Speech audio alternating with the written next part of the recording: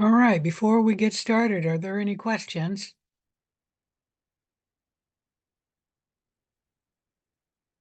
Can somebody confirm you can hear me?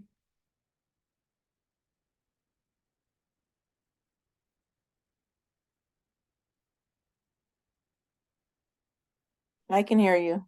Thank you.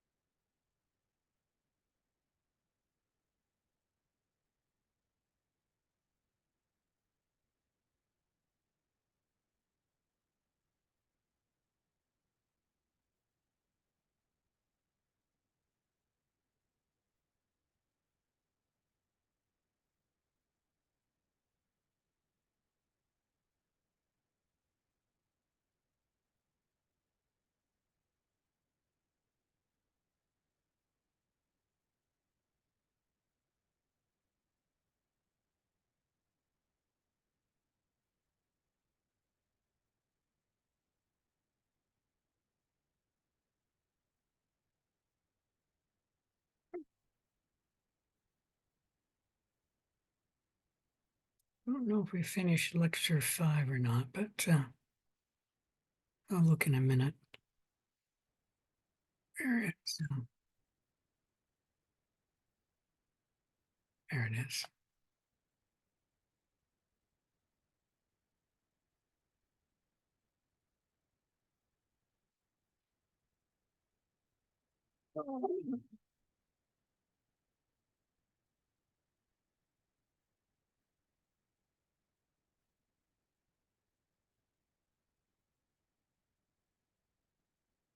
Oh, that's the wrong button.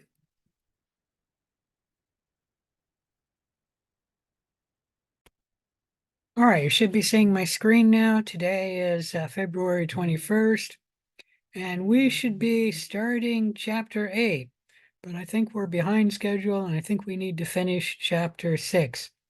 Let me remind you that there is a quiz that's due at 11:59 p.m. tonight. It will cover Lab 5, Lab 6, Chapter 4, and the end of Chapter 3. And then in the lab today, we will cover Lab 8. Let me also remind you that your infectious disease paper is due 11:59 p.m. this Saturday. Any questions about any of that?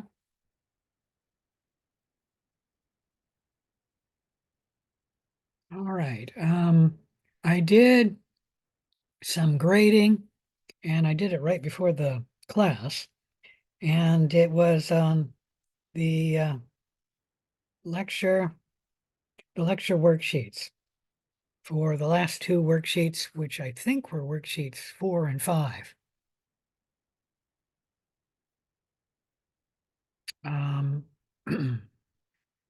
I have graded lab 6. I did that for you guys, I think like 2 or 3 days ago. So lab 6 is also graded. And then lab 5 was graded earlier, like a week earlier. All right. If there's no questions, let's begin.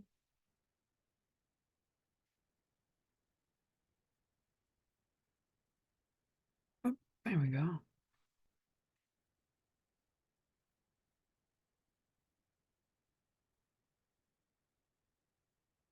Well, I know we're not there. Get rid of that.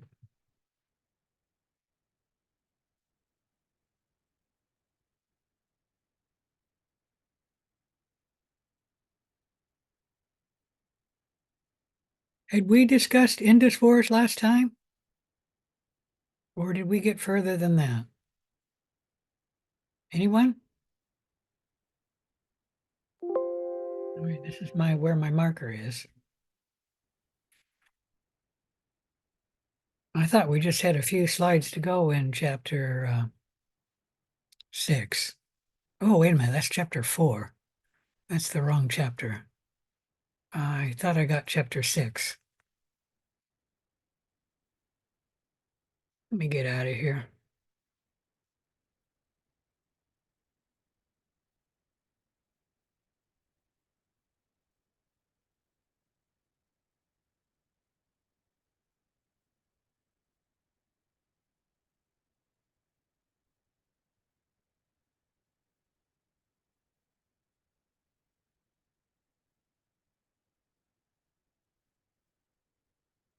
Apparently, with my glasses, I didn't see very well here.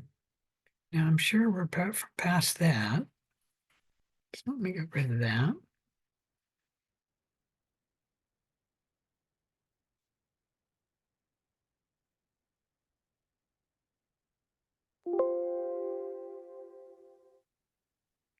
Can somebody tell me what page we left off on chapter 6? All I right. have us finishing up where you're at right now. Oh, really? Yeah. Okay. We are way behind schedule then. All right. Let's get moving. So there are different types of media. There are chemically defined media, and in these media, we know the exact chemical composition because the person who made the media put in all of the molecules in the media.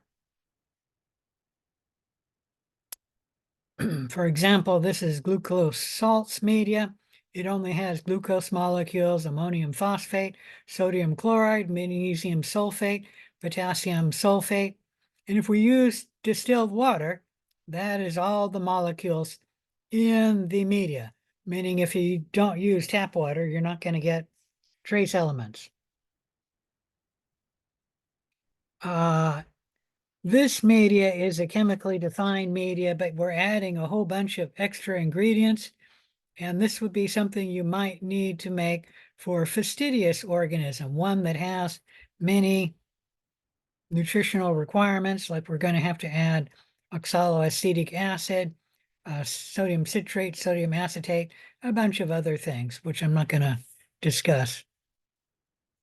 Normally, chemically defined media are only used for autotrophs because they have very few requirements that they need to be added to the media, meaning they can make almost all of their own molecules for themselves.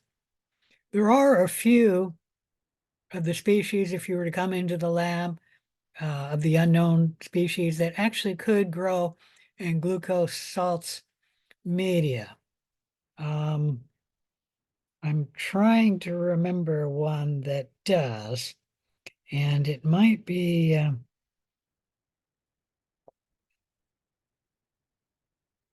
something aerogenes, Citrobacter aerogenes. I think can grow in glucose salts media. Most other species will not grow in glucose salts media, but you need to add something else. For the life of me, I can't remember what the heck you need to add, but like I think Micrococcus luteus cannot grow in glucose salts media.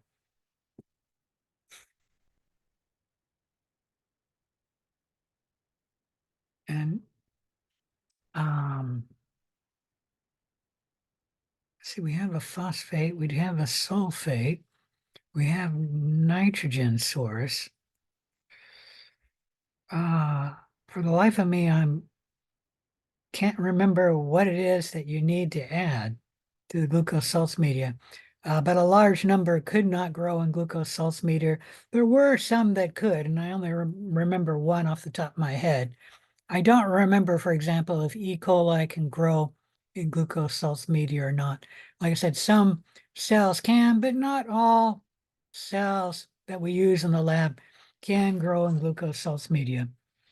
Uh, these chemically defined media are mostly used for growing autotrophs because they have very low requirements. Like almost any autotroph can grow in glucose salts media.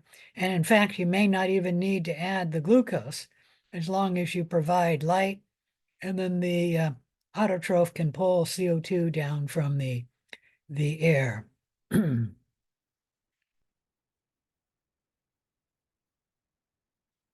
there was a media I used to grow and it didn't supply nitrogen and there was only like one or two cells in the lab that could grow in that media, but this isn't that one, so I'm not sure.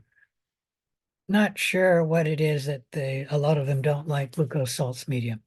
Most of the media that we use in the lab are complex media. These contain extracts or digests of yeast, meat, and plants, and they provide vitamins and organic growth factors. The exact chemical composition of a complex media is not known because this is what the recipe for making let me see if I can pull that over here. You put in 5 grams of peptone. That's partially digested protein that comes from soybeans. Beef extract, so you grind up 3 grams of the cow, sodium chloride, agar, and water. Most of the nutrients come from the beef extract and the peptone. But my point is, whatever the cow was eating, those molecules will go into the cow, and then they will be in the beef extract. And so we're supplying probably thousands of other molecules, and we don't know what they are.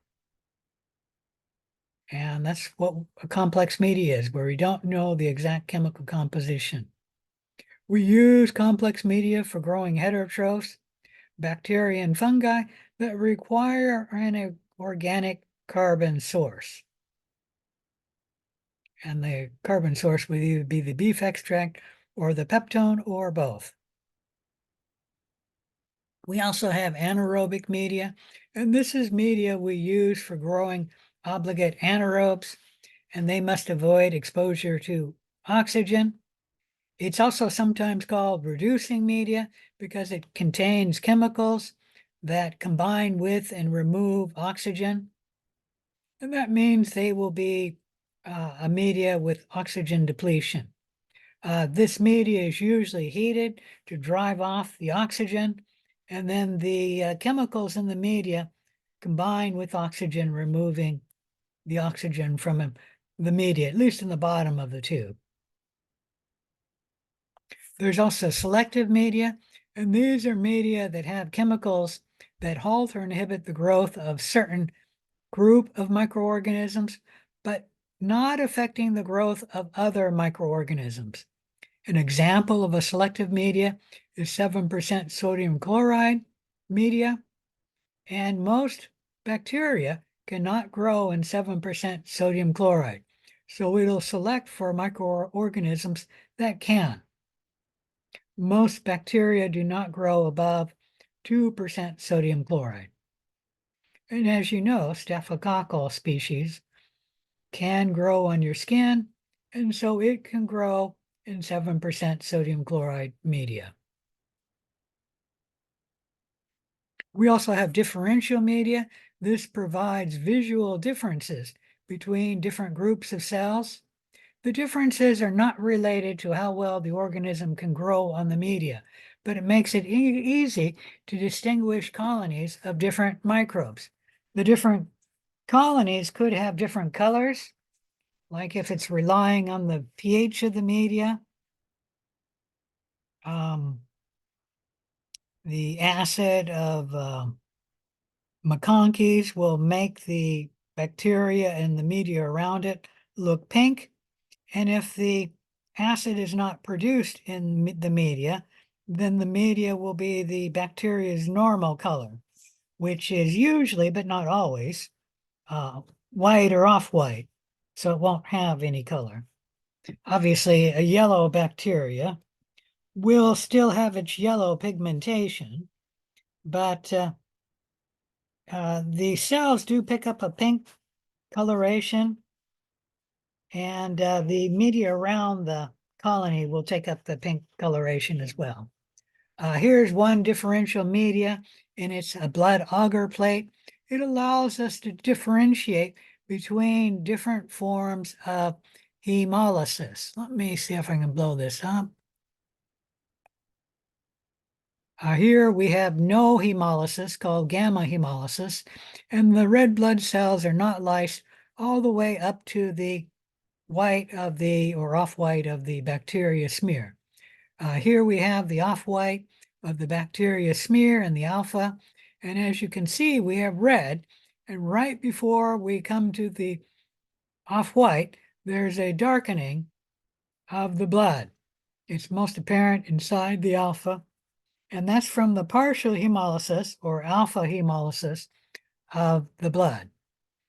And then here in the white, we have the bacteria in the beta smear. And when we come out over here, is the red, and it becomes here clear. And that's complete hemolysis or beta hemolysis.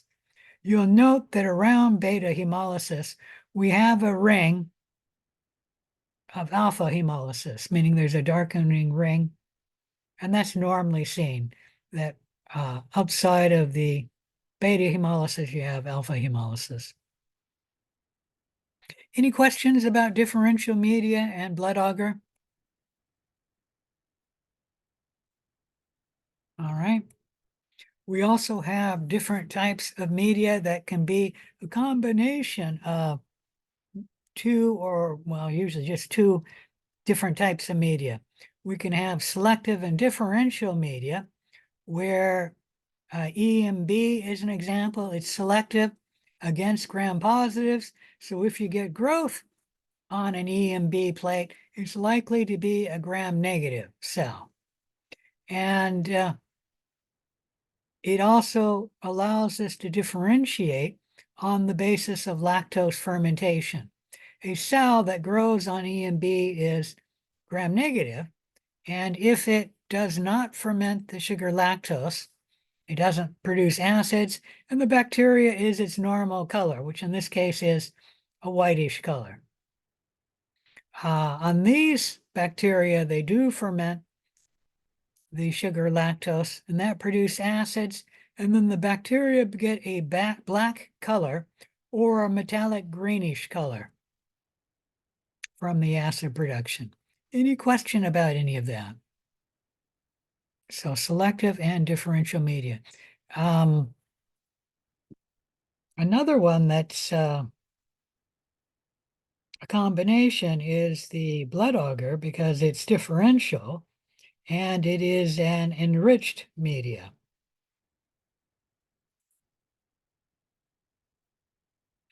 I think those are the two types of media that have more than one type. You never have both selective and non-selective. You can also have an enrichment media, and don't get that confused with an enriched media. A blood agar is an enriched media.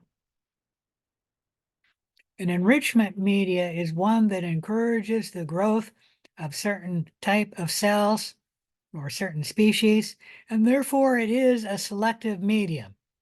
It increases the desired numbers of microbes to detectable levels, which is particularly useful when the microorganism of interest is only a small proportion of the total number of microbes.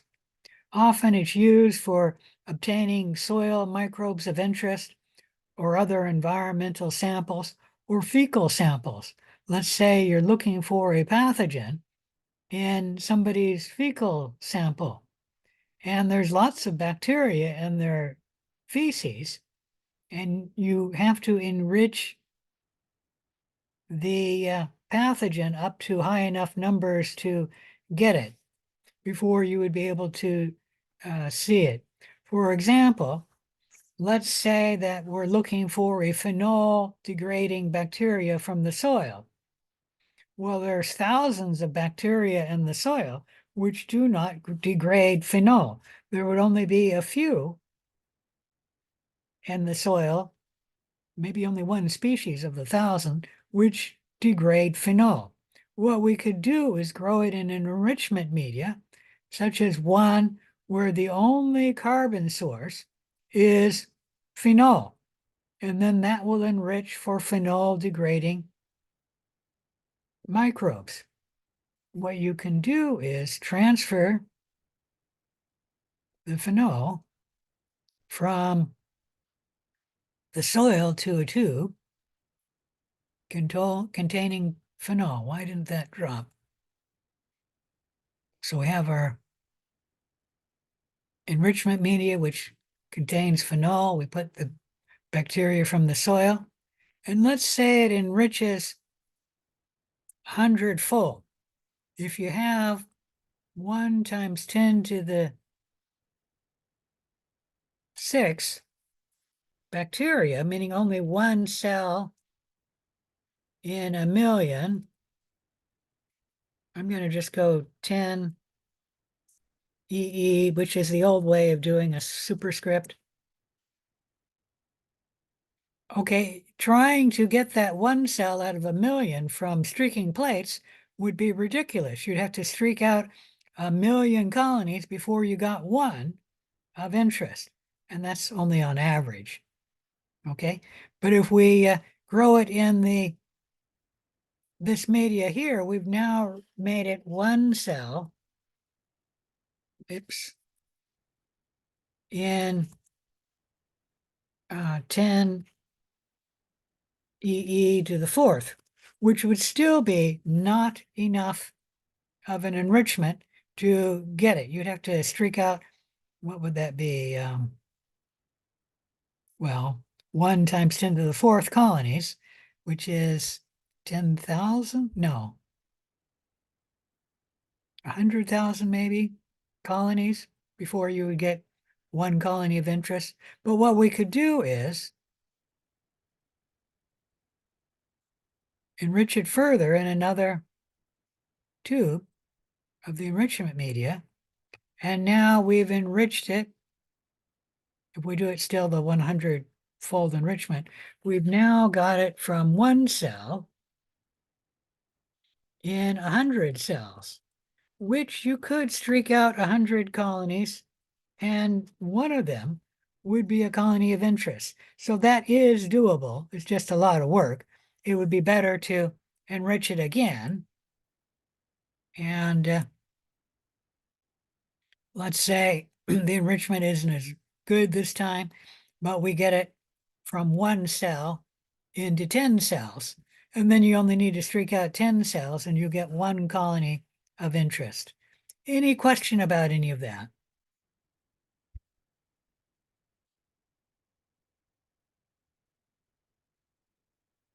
All right, this slide tells you the different types of culture media as a review. I'm going to skip it because we're way behind schedule, but take a look at it. Let me remind you, a pure culture contains only one species. How we get a pure culture is we streak out the cells, like from a mixed culture of 2 or more different species of cells, and we get an isolated colony. Now, about 30% of those colonies are formed from 2 or more cells, so that 30% of the colonies would not be a pure population. But if you take the cells from that isolated colony and streak it out on another plate, getting isolated colonies, you've now sent the cells through 2 colony formation events. And the chance of the colony that you get from the second plate being a pure culture is over 95% of those colonies will be a pure culture.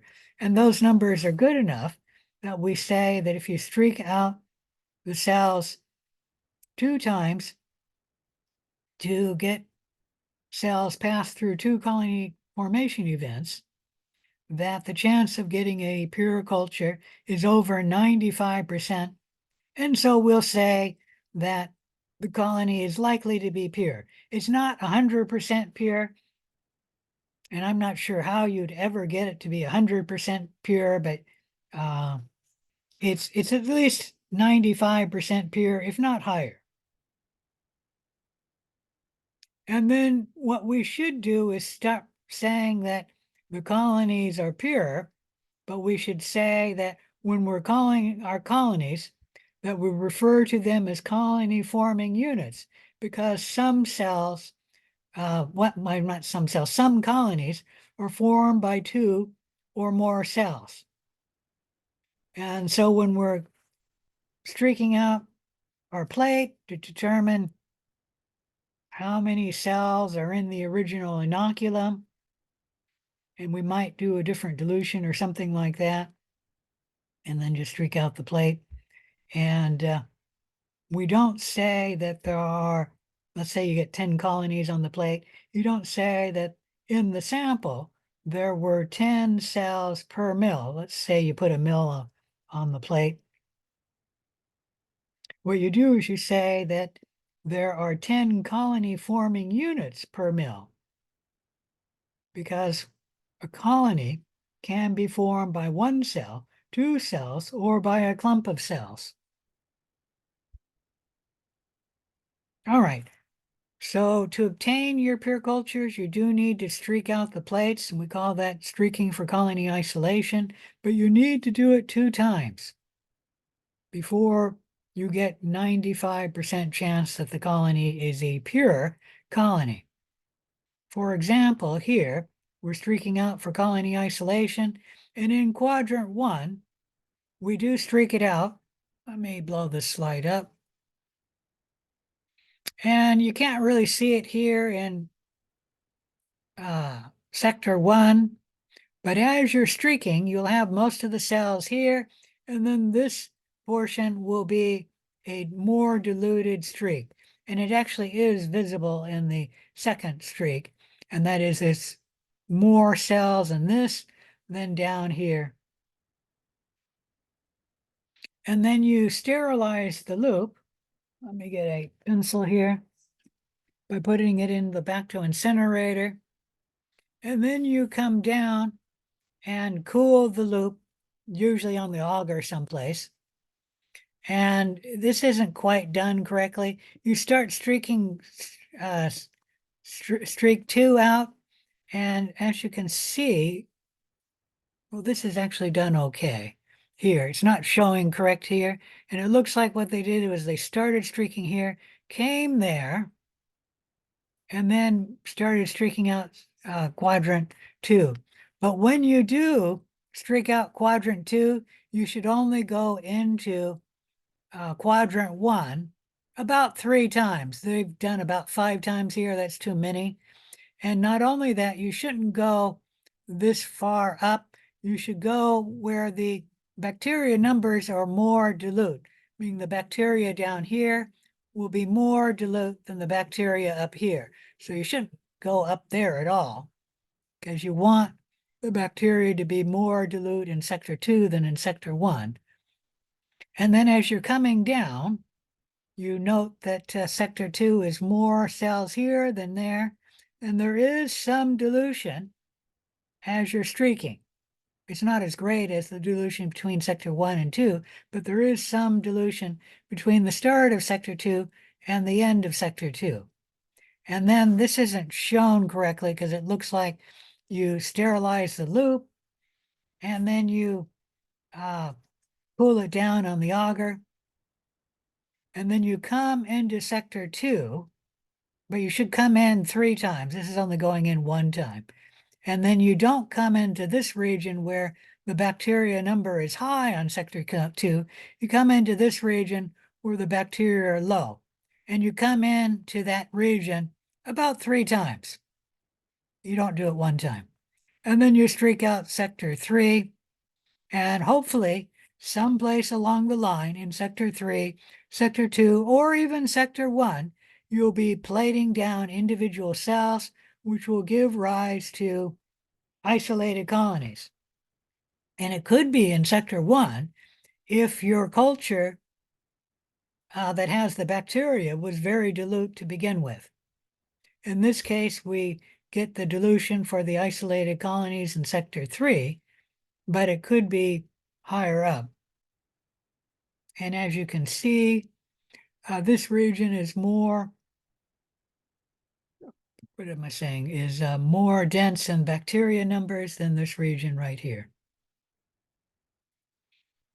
And this isn't shown there, but on this one here, you can see that he's coming into this region a couple of times, and you should come in at least 3 times. And hopefully that is not crossing over. So the streaking for colony isolation on a plate works well when the organism isolated is present in large numbers. If not, you would need to concentrate the bacteria so you could streak it out and get your isolated colonies. Like, for example, if you are trying to determine the number of bacteria cells in drinking water, and you put your loop in the drinking water and then you streak it out on the plate, you're likely not to get very many colonies, even in sector 1. You will probably only get a few in sector 1 because drinking water does not have that many bacteria in it. Any question about any of that? All right. So recall that when we're talking about bacterial growth, we're referring to an increase in the number of cells, not in the cell size. How most bacteria grow is by binary fission, where one cell splits into 2. But there are a few bacteria that can bud, where a little bud happens on the parent cell, and then that bud grows until the bud becomes a complete independent cell that we'll call another parent cell. And I'll show you that in a minute. And then there are a few bacteria species that can reproduce by reproductive spores. Let me call it paint here. Usually what happens is we have a parent cell which will orient itself in this type of a shape where it's standing up so that the wind can come this way or an animal can come this way, and then it will put out some little reproductive spores. Let me draw 4 of them here. This is a reproductive strategy because one cell, the parent cell, stays alive, puts out 4 cells, so one cell becomes 5 cells. That is reproduction. And what happens is the wind or some animal comes along, picks up a reproductive spore, and then takes it to someplace else where the reproductive spore can then grow into a vegetative regular cell capable of reproducing and maybe even making reproductive spores on its own.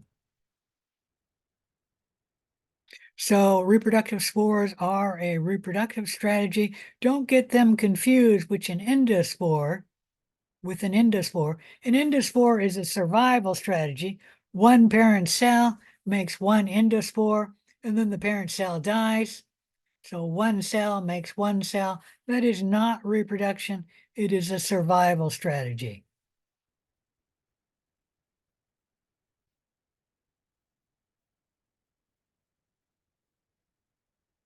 Let's take a look at binary fission, where one cell splits into 2.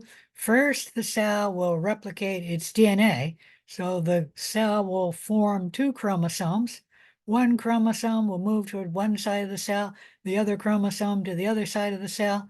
And then the cell literally splits in 2 by growing both a cell membrane and a cell wall down the center of the cell.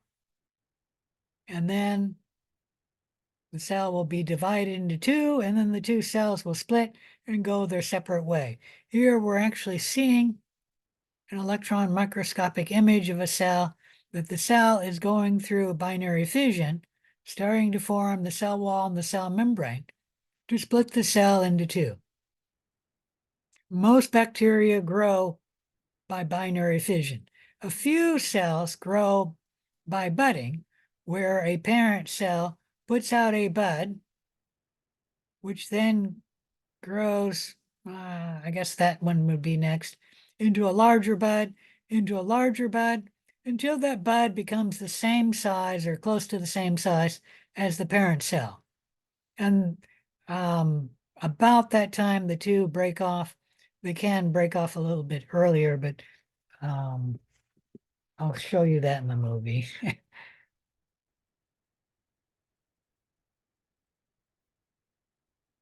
All right, let me see how this works. There we go. We're going to look at this cell here, and there you can see it's starting to form a bud right there. Let me blow this up a little bit. There's the bud forming right there. And right there, the DNA is replicated. And right here, the DNA is moving into the cell, the bud now.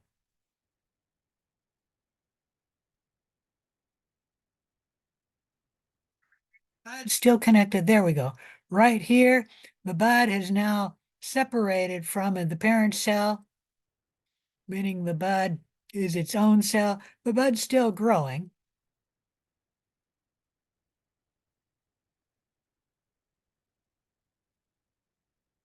And now the parent cell will form another bud right here, and this cell will form a bud right there.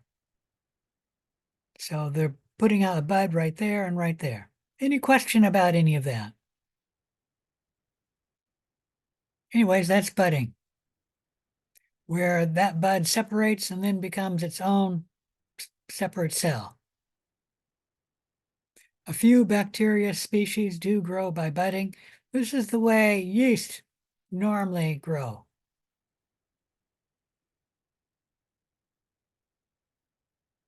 When we're talking about growth, you should realize that cells have a generation time.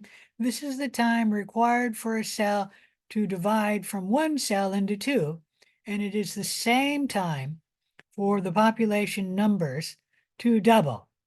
So if we have one E. coli and it doubles in 20 minutes, it'll in 20 minutes split into two, but we could say the population of 1,000 E. coli cells will have the same generation time to grow into 2,000 population. So the generation time can refer both to the cell and to the population. And it's the same generation time.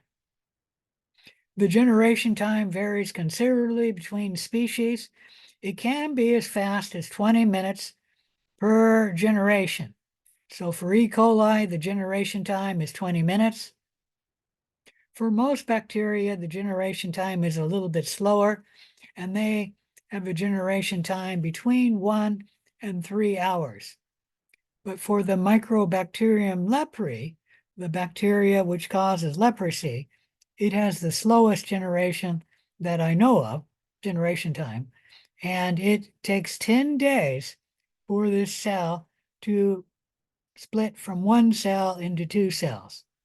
And that's largely because it has a lot of mycolic acid in its cell wall, and it takes the cell a long time to make that mycolic acid.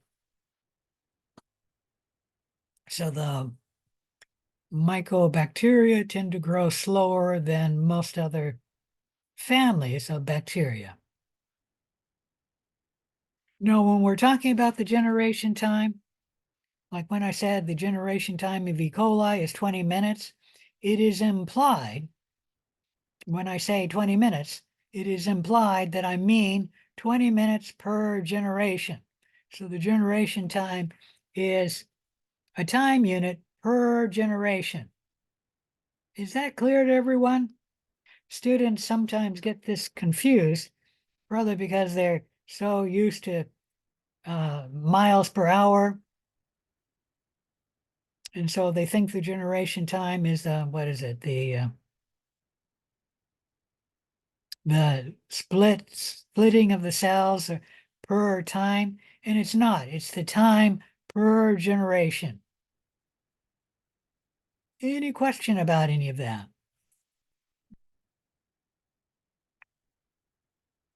All right, when we're plotting the generation time, microbiologists like to use a semi-log plot where the number of cells on the y-axis is graphed on a log scale, but the x-axis, which is the time, number of generations, is still an arithmetic scale.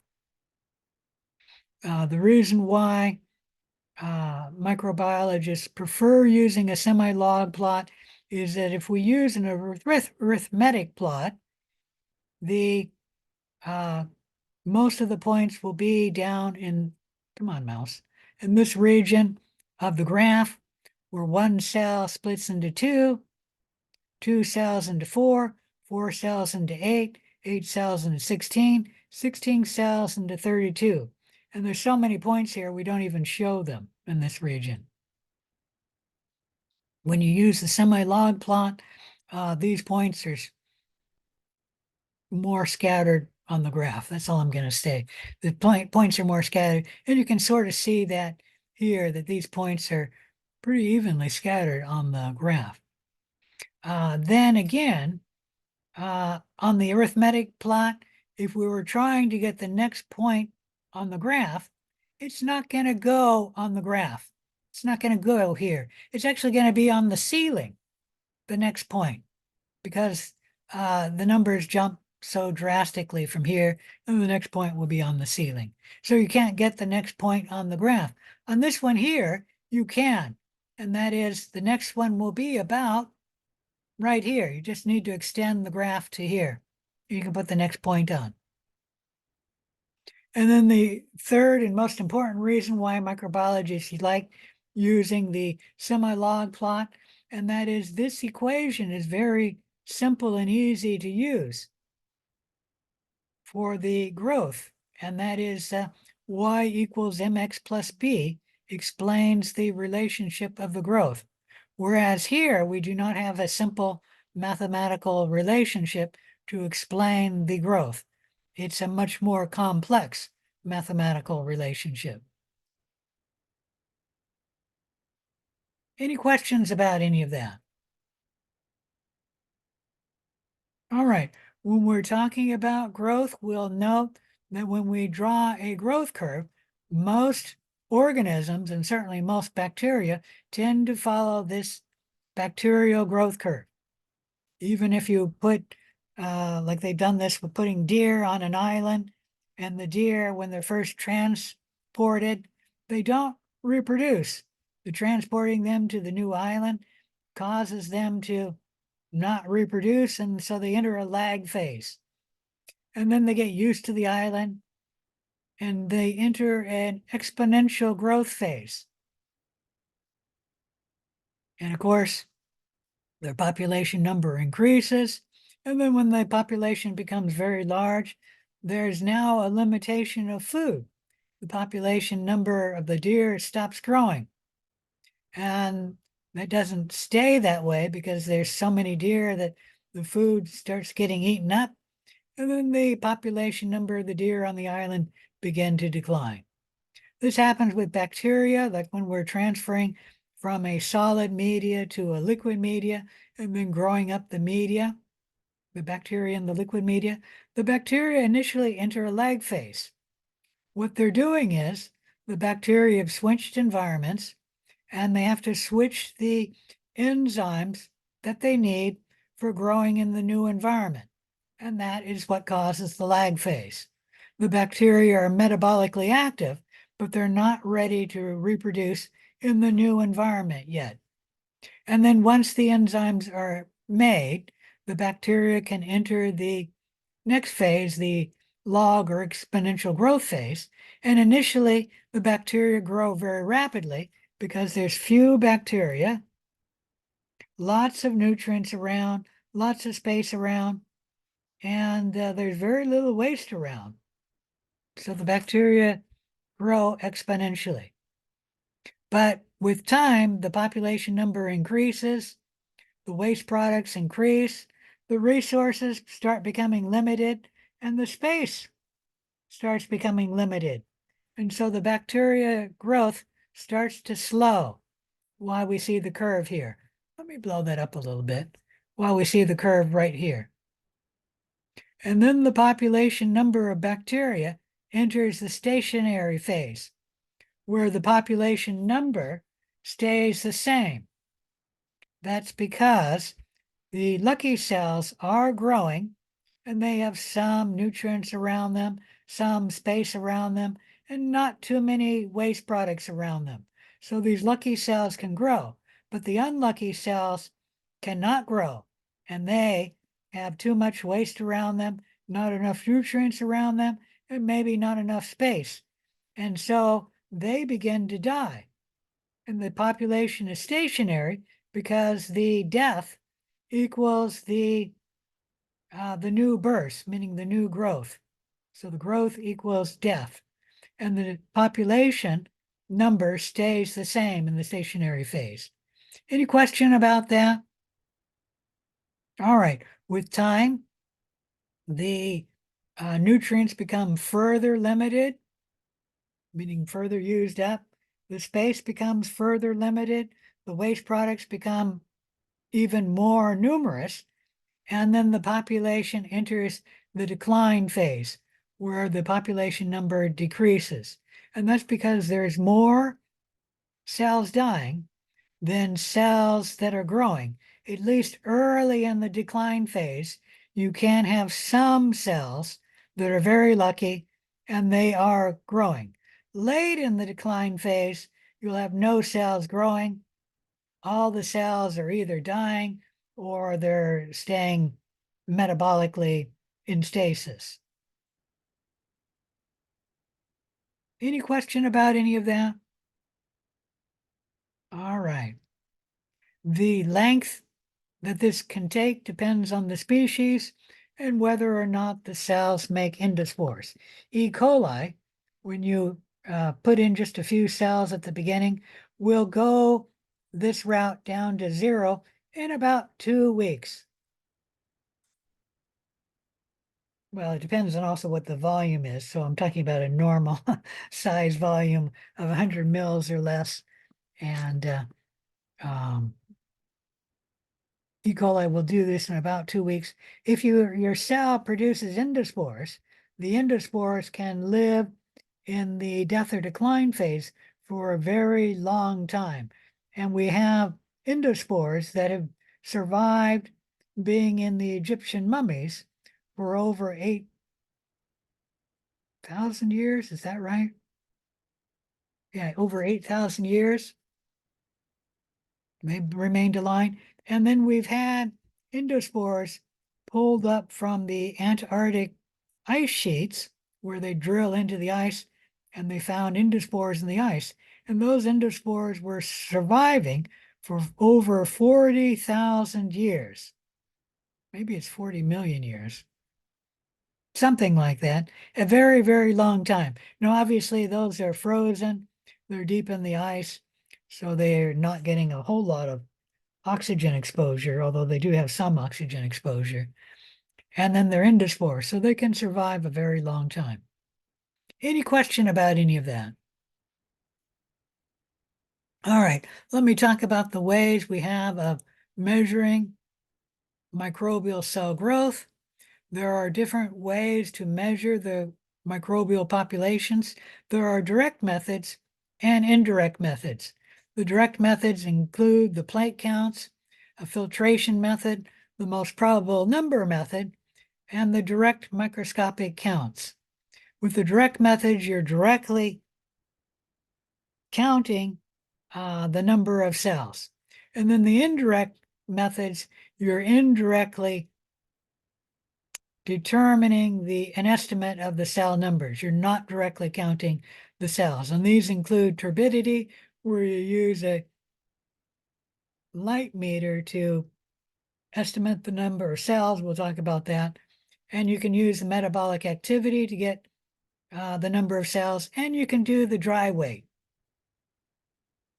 I've used all of these methods for counting cells, with the exception of the most probable number. I've never used that to get an estimate of the number of cells. In the plate count, also called the viable plate count, it's the most common method we use in microbiology for obtaining your cell numbers. It measures the number of viable cells, why it's sometimes called the viable plate count. It does take a little bit of time for the cells to grow into colonies, but you're doing is you're counting the number of colonies that form on a plate. And then you're getting the number of viable cells that can grow and form a colony. The results are often reported as colony forming units because a colony may be formed from one, two, or a clump of cells.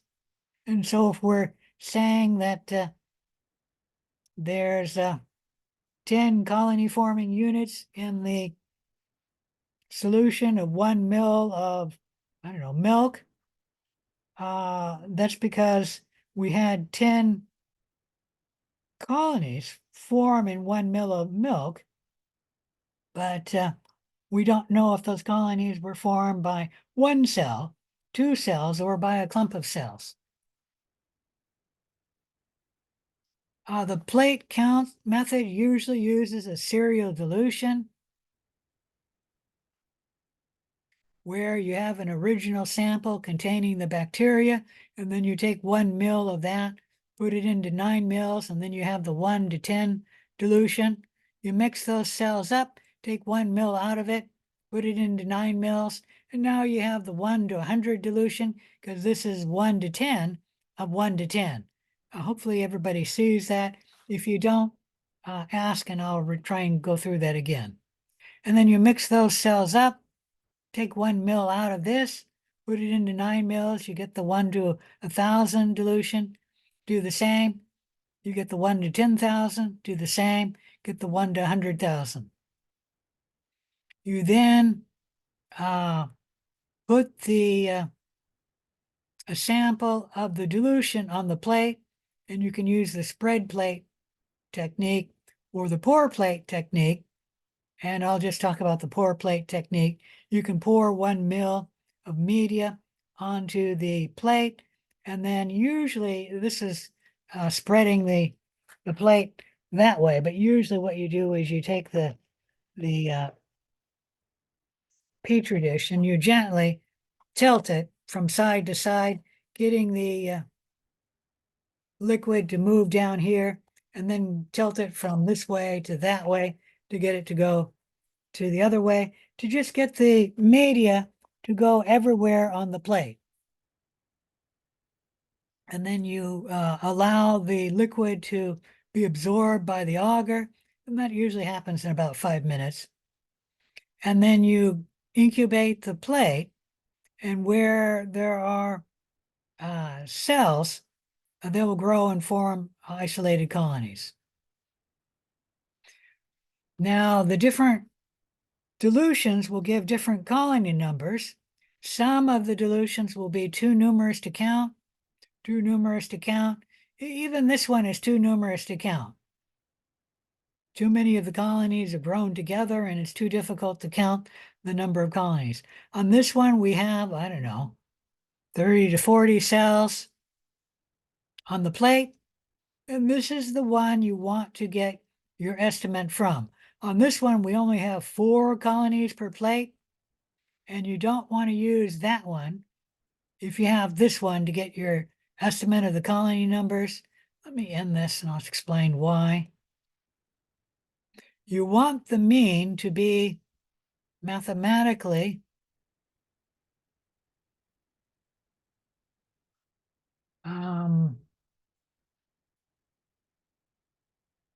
a good mean. If you have 40 cells on a plate,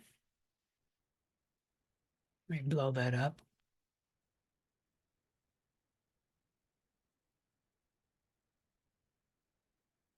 So if we have 40 cells, what the heck happened? 40 colonies. And the dilution is, let's just say, 1 to 100. I don't remember what it was, so I'm just saying 1 to 100. Then we would have 40 colonies times 100.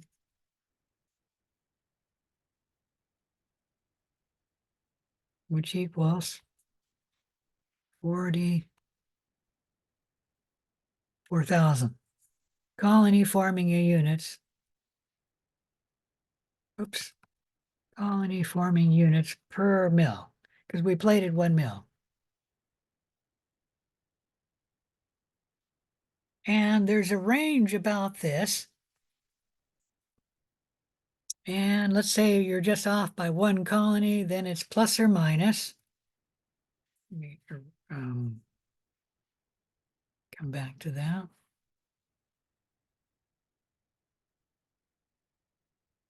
Plus or minus 1. And that is, I don't know what 1 out of 40 is. I should have used a better number.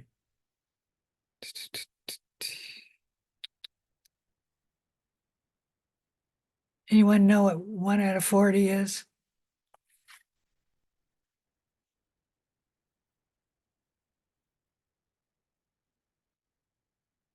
.025%. Well, I'll get that later.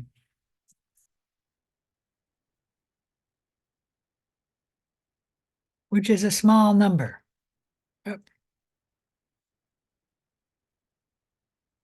If on the other hand, we had 4 colonies,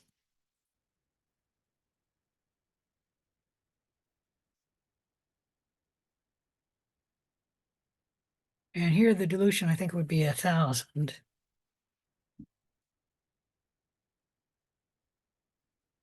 So it's 4 times 1,000, which once again equals about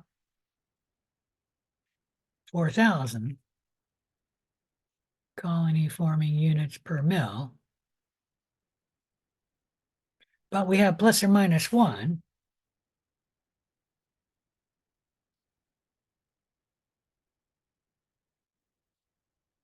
That isn't 0.025 in this case. It's going to be, let me see if I can do this, plus or minus 2.5. That's not right. It's plus or minus 25 because 1 out of 4, I didn't multiply by 100. That's what I did wrong. So that should be, that should be a higher number than plus or minus 0.25. Let me figure out. I think that's going to be plus 2.5. I could be wrong, but I think that's going to be plus 2.5. And that sounds about right. 2.5%, because 1 out of 40 is probably about 2.5%. And this is going to be 1 out of 4, which is 25%. My point is this mean here, 4,000 plus or minus 25%, this is a lot bigger range for our mean than this one. And so we want to use the plate where we have the mean a smaller range. And so this count is a better count than this count. And you can easily see that because 4 plus or minus 1 is a much bigger number than 40 plus or minus 1. Any question about any of that? So that's why you should use the counts from this plate and not from that plate. And I did it where they gave the same number. Usually the numbers won't be quite the same, that this number will be a little different than that number. Anyways, the viable plate count clearly shows you that only the viable cells grow to form a colony and that we're counting viable cells. Any question about that? We are not counting dead cells by this method. That method works well when the number of bacteria are large and you can easily obtain the counts. But if we were to try to do something where the bacteria numbers are very dilute, it would be impossible to get the numbers there, because even if you were to do the Let me end this here. Even if you were to sample the original inoculum and grow up the plate, you would not have very many colonies from the original inoculum itself. And that could be like, let's say we're looking at how many bacteria are in drinking water. I'll already tell you that the number will not be very large per a mil of drinking water. It would probably be less than 10 bacteria per mil, and actually it'd probably be less than 1 bacteria per mil. And what you can do is use a filter. And so instead of sampling the bacteria per mil, you can sample a much larger volume. And you could put like a liter or a gallon or maybe 10 gallons through the filter, trap the bacteria on the filter, and then you put the filter on top of a plate of agar, and then let the trapped cells form colonies, and then count the colonies on the filter, on the plate of agar. Anyways, the filtration method is used when your bacteria number are very low in number. Any question about that? All right, you can also take a direct microscopic count by using the microscope.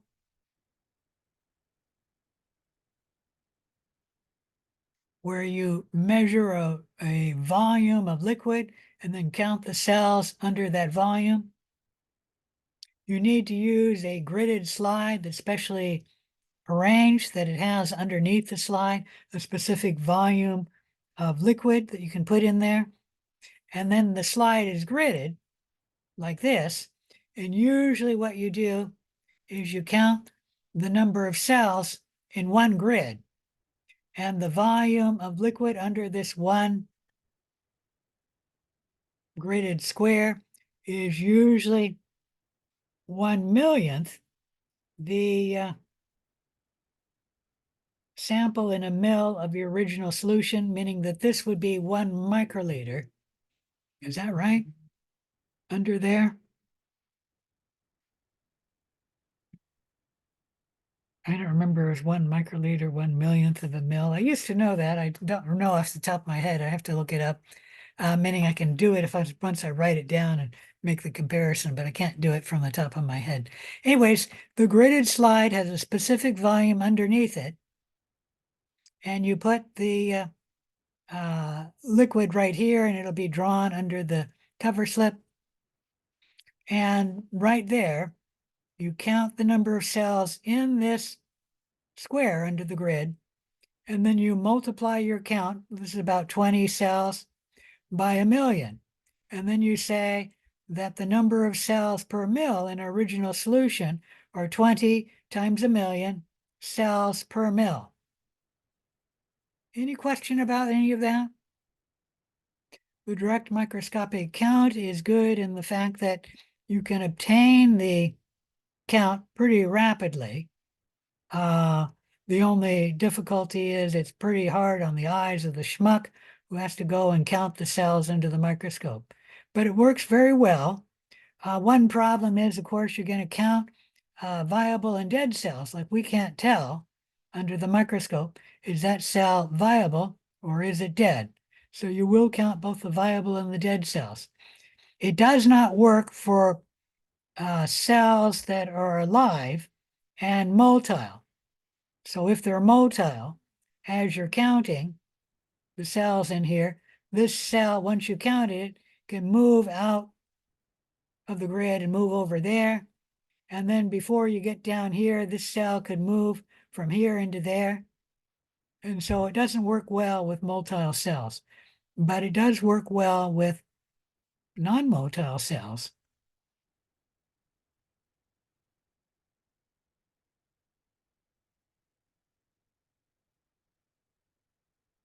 I'm not going to talk about the most probable number, but it uses mathematical ways to obtain your number. And I'm not sure how that's even done, because like I said, that one I've never done myself. I have to look up how you do that. I do now want to talk about the indirect methods you can get for obtaining your cells. There's using turbidity, which measures a liquid culture and a liquid culture with microbes in it. And what you do is you have a light source, you pass the light through the media, and a certain amount of light gets through, and then you read it on the spectrophotometer. You then compare the same media containing cells in it, and the media with the cells will block the light getting through, so you get less light, and you'll get a lower reading. You then compare the difference between this reading and that reading, and then go look on a chart, and the chart will tell you how many microbes you have per mil in the media. Obviously, somebody has to set up the chart, meaning they'll have, oh, well, I don't know, like 1 times 10 to the 6th cells per mil, 1 times 10 to the 5th cells per mil, 1 times 10 to the 4th cells per mil. And then you take your readings and then you set up your chart. So somebody has to do that. But the advantage is once you set up the chart, you can use that same chart, well, for infinity. All you have to do is compare the media to the number of cells in that media, and then go look up what the difference is, and you get your estimate for the number of cells. Any question about any of that? One advantage of this indirect method is it's very quick to do. You have cells in some media. All you have to do is put in a tube in the spectrophotometer, measure the amount of light coming through, then put in the tube containing the cells, measure the cells, the amount of light coming through, look up at the chart how many cells you have, and there you got your estimate. It's quicker actually than doing a microscopic count. One disadvantage is you can't separate a dead cell from a viable cell. So this cell here, for example, blocking the light there, we don't know if it's a viable cell or a dead cell. Metabolic activity assumes that the bacterial population of cells puts out a product which we can measure and then get an estimate of the number of cells that are present. For example, if you have 1,000 cells and it produces 1 mil of carbon dioxide in, let's say, in 10 minutes, then you can look up on a chart and determine how many cells you have. Obviously, somebody has to set up the chart initially, and they'll do something like they'll take 1 cell in 10 minutes and see how much CO2 was made, 10 cells in 10 minutes and see how much CO2 was made, 100 cells in 10 minutes and see how much CO2 was made. Anyways, they make this chart, but once the chart is made, it can be used indefinitely. And all you have to do is then measure the amount of CO2 that's produced, and you get your number of an estimate for the number of cells that are present. I have used that procedure, but not very often.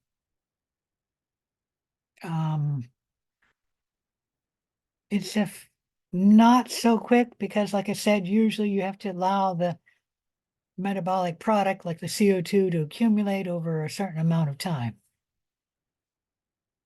Another way that you can estimate the indirect method of obtaining your cells is to weigh the dry weight. So you get down your cells, you centrifuge them, pour off the supernatant, keep your cells, dry them, and usually that's put into a vacuum dryer. You might heat them as well. Slightly heat them, not bake them, just slightly heat them. And dry them. And then once they're dried, you obtain the weight, and then you look on a chart to see what that weight, how many cells are in that amount of weight. Obviously, you have to have the chart, and somebody's gone through and and weighed out the dry weight of cells, and then they make that chart. But once it's made, it can be used indefinitely. This is actually a good way for measuring filamentous bacteria.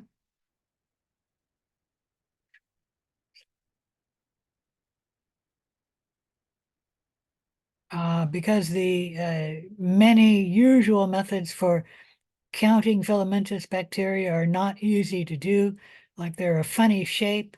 And so if you're trying to count them under the microscope, you have to be really careful because they're not in a normal shape.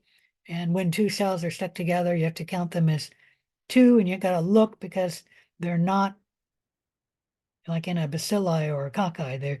They're a filamentous shape. And so you have to be very careful when you count them under the microscope.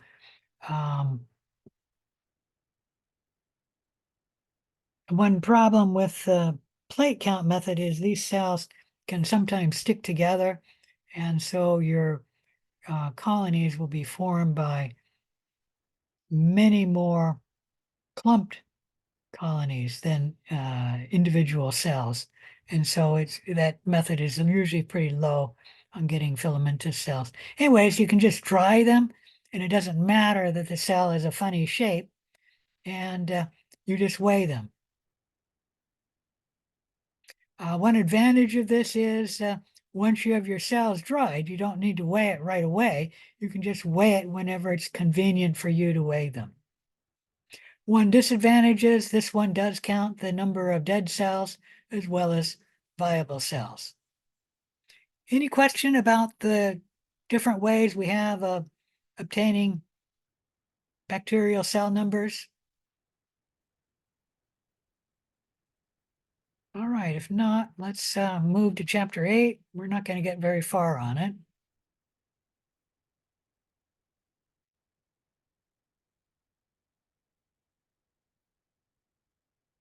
We should have spent most of the time today on chapter 8. All right, so this is showing you the major goals in a rough outline. Know the terms. We're going to talk about replication, transcription, and translation. So know those. Understand the different types of mutation. We're going to first look at the structure and function of the genetic material, talking about the flow of genetic information, talking about DNA replication, RNA transcription, and protein translation. We'll then talk about the regulation of bacterial gene expression, talking about operons. We'll then talk about bacterial mutations, move on to genetic transfer and recombination, and then we'll end this chapter talking about genes and evolution. Genetics is the study of what genes are and how they carry information, how that information is expressed, and how genes are replicated. A gene is a segment of DNA that encodes a functional product.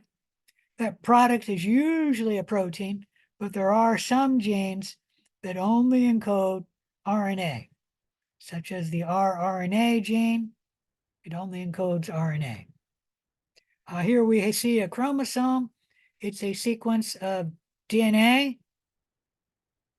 And on that sequence of DNA, we have different regions, which are the genes.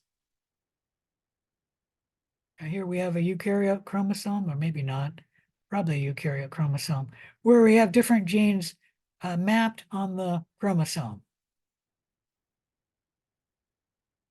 Some terms. A genome is all of the genetic material in a cell. The study of genomes is called genomics. When we're talking about genes, there's two terms you need to know: the genotype and the phenotype.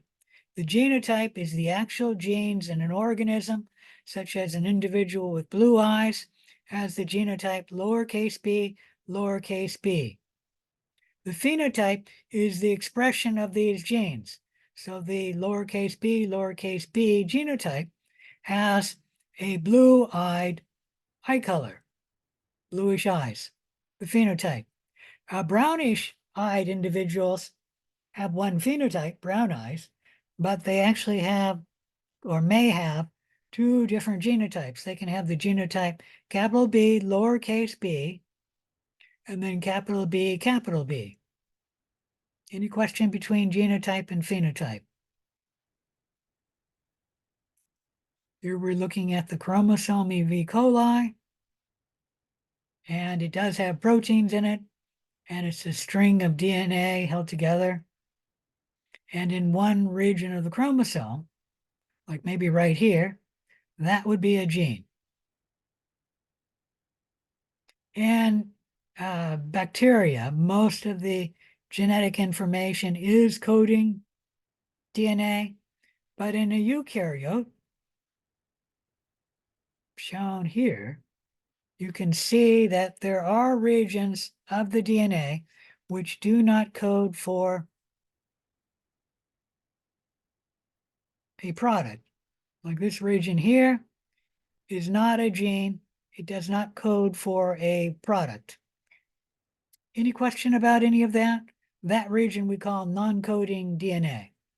And there's a lot of non-coding DNA in eukaryotes. Most of the DNA is non-coding.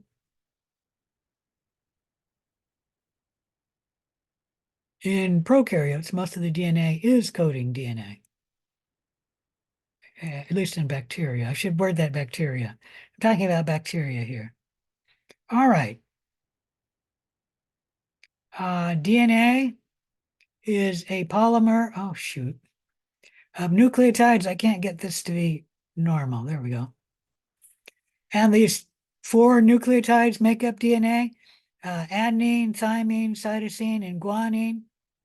And you can learn these names, or you can call them A, T, C, and G. You must know either way, but either way you may know. DNA is a double helix with associated proteins. A double helix means it has 2 strands of DNA, one strand here, and then one strand here. The 2 strands are held together by hydrogen bonds between the nucleotide bases.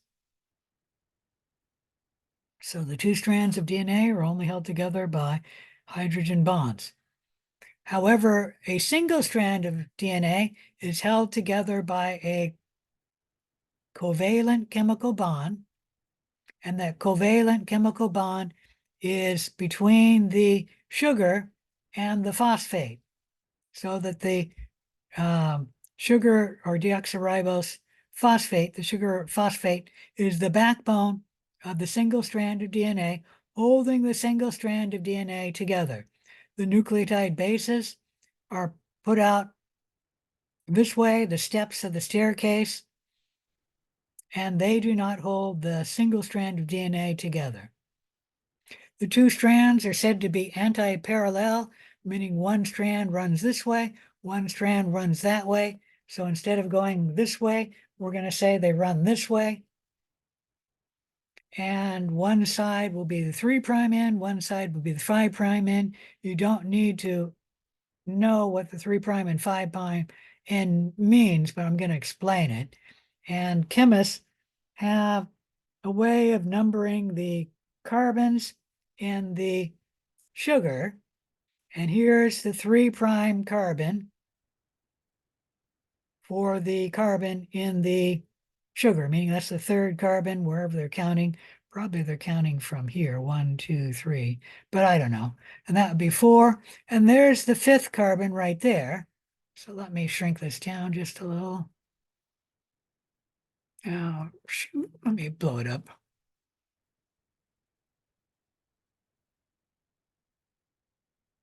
There we go. So this is the 5th carbon, and that's why this is the 5' end. Any questions about that? So this one runs 3' to 5'. This one runs this in this direction, 3' to 5'. Any question about any of that? Oh, we call this, the 2 strands are running anti-parallel to each other. I don't know if I said that. So let me say that there. All right, any question there? Let me close that down, shrink that down. If there's no question, I'm going to end it here. I actually ended the same place I did on the Thursday class. All right, I'll see you in 9 minutes in the lab at 6:30. All right, bye.